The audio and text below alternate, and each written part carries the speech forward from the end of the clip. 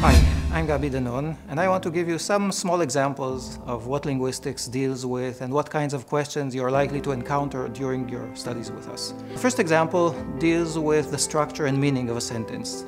So if you look at the following sentence taken from the BBC News webpage, scientists count whales from space. So you may notice that in addition to the intended meaning of this sentence, where the whales are regular whales and they are counted from space, there's another kind of silly, unlikely interpretation where the whales are whales from space and they are perhaps counted from Earth. So the question is, why does this sentence have two meanings?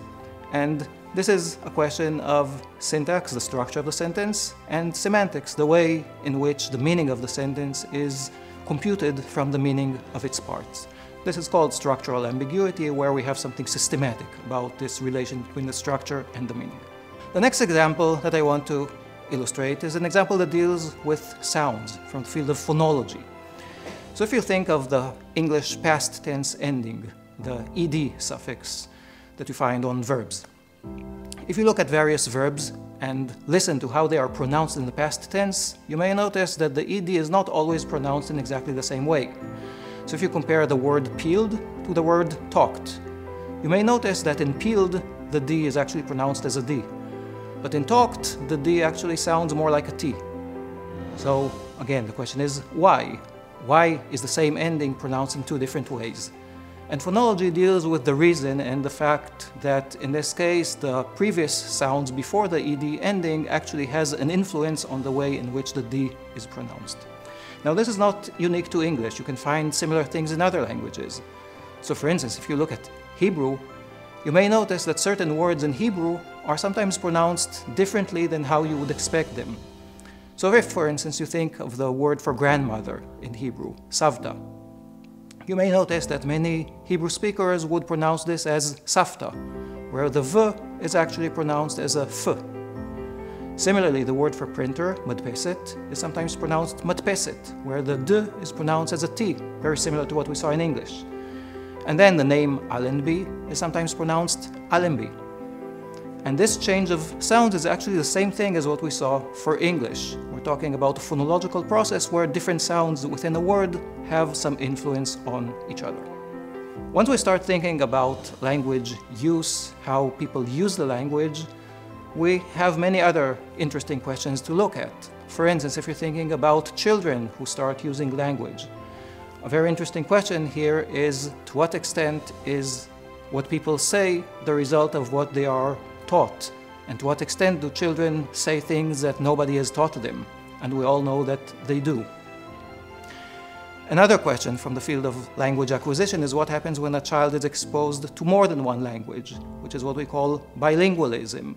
Many people are concerned that this might harm the child's development in one way or another, while the research actually shows that it's exactly the opposite, and bilingualism actually has many advantages for the child. So these were a few examples of what linguistics is. Now, what can you do with a degree in linguistics? Some possible directions. First of all, the first thing that comes to mind for many people is language teaching. So for instance, if you combine studying linguistics with studying for a teaching certificate, you may become an English teacher.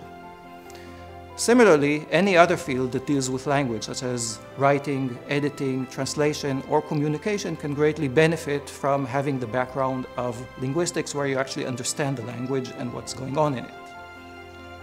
Another direction that some of our graduates go in is the high-tech direction. And specifically, if you think of fields such as natural language processing, artificial intelligence, and data science, these are fields where increasingly language is becoming central. And especially students who combine linguistics with a field such as computer science may benefit from such a combination. And finally, combinations with clinical fields such as speech and language therapy, psychology, or education may give you an advantage in being an expert in the aspect of language within those fields. Now, linguistic studies at Bar-Ilan University are at all levels. So we teach for BA, MA, and PhD. At the BA level, you can study with a combination in another department or study only linguistics. At the MA level, you can do an MA with or without a research thesis. And in the MA level, we also, in addition to the regular linguistics MA, we also have a special track called Linguistics in Clinical Research, which is an MA program designed specifically for students who come from a background of a BA in a clinical field, such as communication disorders. Furthermore, if you come from another background and you want to do an MA or a PhD in linguistics, we highly encourage this, and this is often possible, but requires another year of preparatory courses that would prepare you for the more advanced courses of the MA or the PhD. If you have any further questions, we will be very happy to help you and answer them.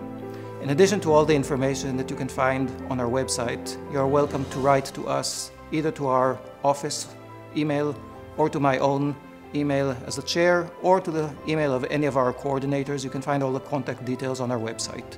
Thank you for your interest, thank you for your time, and we are looking forward to meeting all of you in October with us. Thank you.